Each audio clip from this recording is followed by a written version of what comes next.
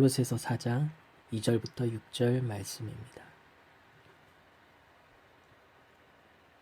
기도를 계속하고 기도에 감사함으로 깨어 있으라. 또한 우리를 위하여 기도하되 하나님이 전도할 문을 우리에게 열어주사 그리스도의 비밀을 말하게 하시기를 구하라. 내가 이 일 때문에 매임을 당하였노라.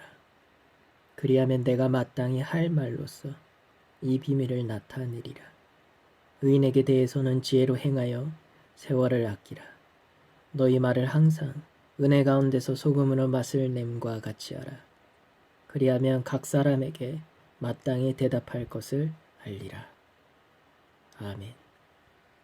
오늘 바울은 골로새서 4장 2절부터 6절 말씀을 통하여 골로새 성도들에게 권면을 하고 있습니다. 이 말씀은 하나님 앞에서 어떻게 성도들이 살아야 하는지, 또한 믿지 않는 사람들 앞에서 성도들은 어떻게 행하여야 하는지 구체적인 적용을 바울이 알려주고 있는 것입니다. 2절 말씀입니다. 기도를 계속하고 기도에 감사함으로 깨어 있으라. 아멘. 바울은 성도들에게 계속적으로 기도할 것을 권면하고 있습니다.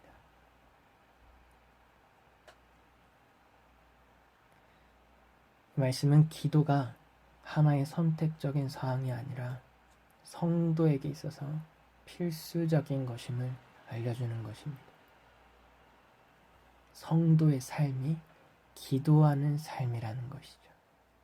그럼 계속적으로 기도하는 것의 목적은 무엇일까요?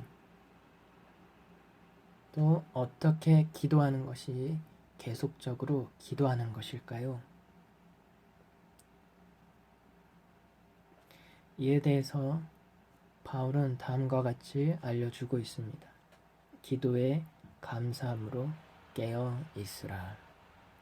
기도의 목적이 깨어 있는 것에 있다는 것입니다.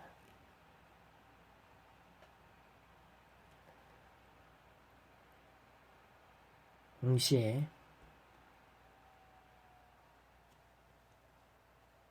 그냥 기도하는 것이 아니라 감사하는 기도여야 한다고 알려주고 있습니다. 보다 잘 이해할 수 있도록 패션 성경을 보겠습니다. 패션 성경은 2절 말씀을 다음과 같이 기록하고 있습니다. 충분하게 경계하고 하나님께 감사드리는 중보기도자처럼 충실하게 기도하십시오. 아멘. 경계하는 것, 그것은 다가오는 적군을 먼저 확인하고 알리는 망레의 파수꾼과 같은 역할입니다. 미리 알고 알리는 자인 것이죠.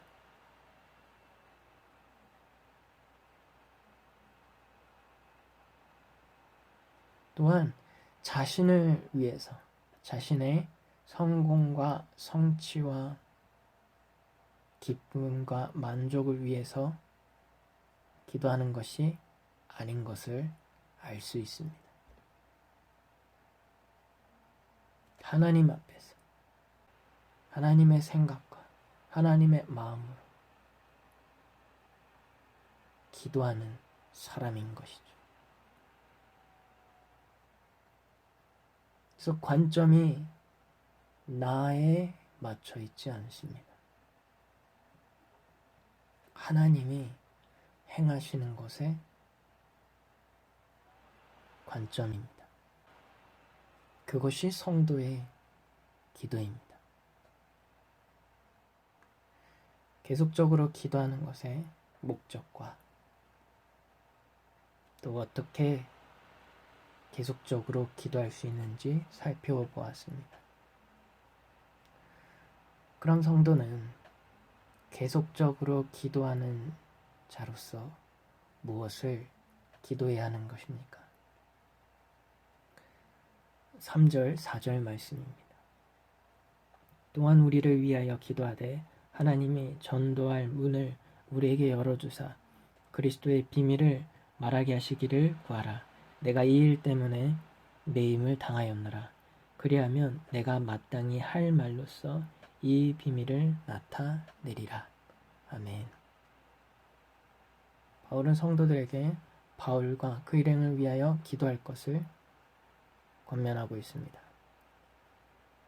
오늘의 우리의 표현으로 하나님께서 우리에게 세우신 지도자, 목자를 위해서 기도하라는 것입니다.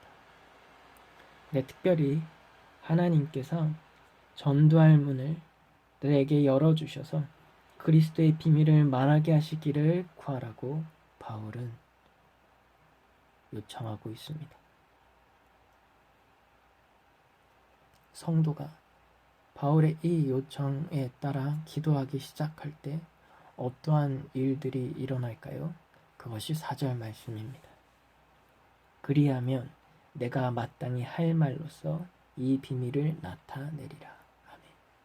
성도가 기도하기 시작할 때 마땅히 해야 할 지혜로운 그 말로 그리스도의 놀라운 신비, 그 비밀을 밝히 드러내어 증거할 수 있게 된다는 것입니다.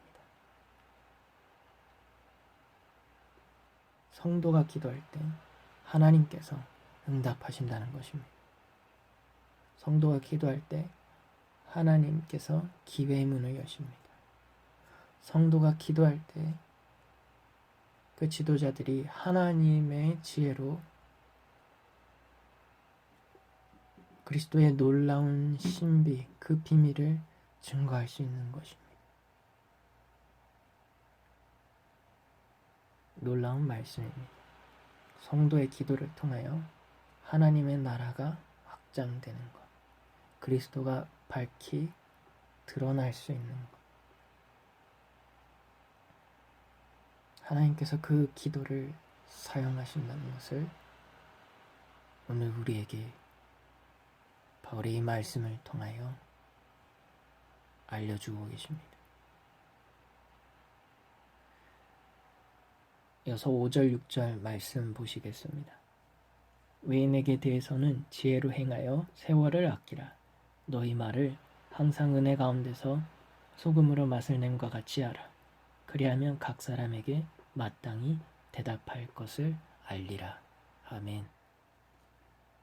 바울은 믿지 않는 사람들 앞에서 지혜로 행하여야 한다고 말합니다. 이것은 하나님의 지혜 안에서 행하는 것을 의미합니다. 우리가 믿지 않는 사람들 앞에서 하나님의 지혜 안에서 행할 때, 그리고 우리의 맡은 바 행하여야 될 모든 일들을 행할 때, 믿지 않는 그들이 알게 된다는 것입니다. 근데 그렇게 하기 위해서 항상 우리의 말이 은혜 가운데 소금으로 맛을 냄과 같이 하여야 한다고 바울은 말합니다. 패션 성경은 이 말씀을 다음과 같이 기록하고 있습니다. 당신이 말하는 모든 말이 은혜로 흠뻑 젖게 하십시오. 그리고 진실과 명료함으로 다져지도록 하십시오. 그때에 당신은 준비되었을 것입니다. 당신의 믿음에 대하여 묻는 누구에든지 당신이 정중하게 대답할 수 있을 것입니다. 아멘. 하나님의 지혜로 부족함 없이, 당황하지 않고, 요동함 없이 존중하며 잘 이야기할 수 있는 것은 은혜 가운데서 소금으로 맛을 냄과 같이 우리의 모든 말이 그렇게 되어야 한다는 것입니다. 은혜로 흠뻑 젖어져서 진실과 명료함으로 다져져야 한다는 것입니다.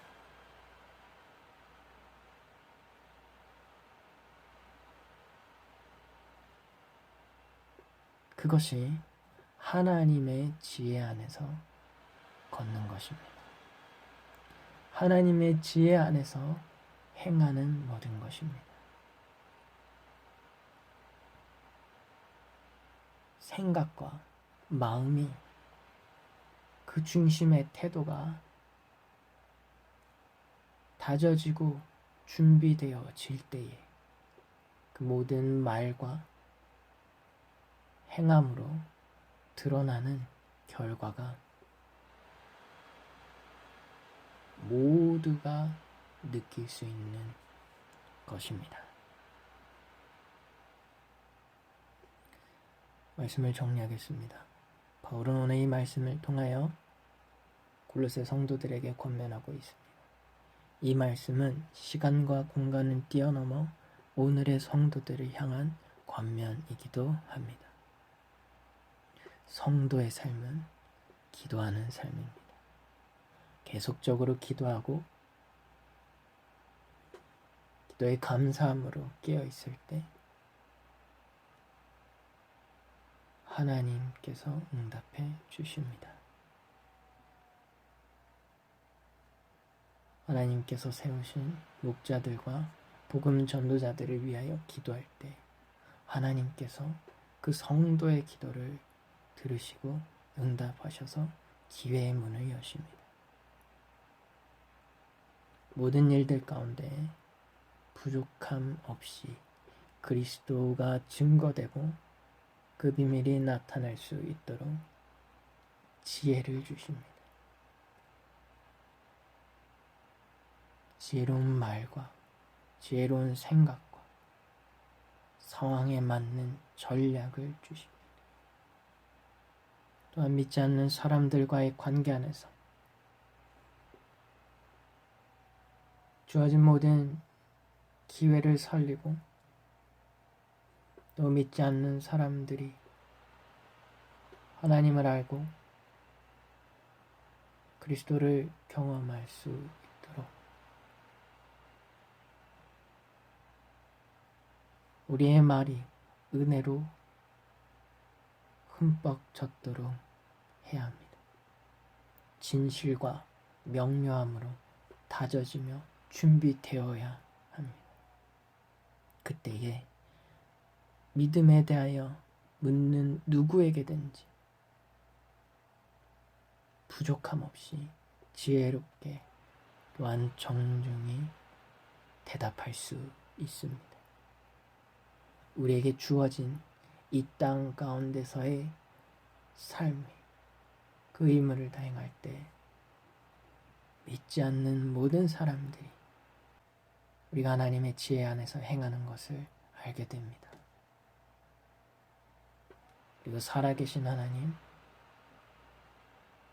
그리스도를 경험하게 될 것입니다.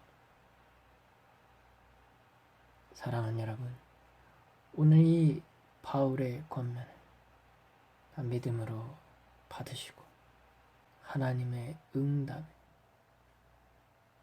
경험하시며 누리시는 승리하신 여러분 되시기를 예수님의 이름으로 축원합니다.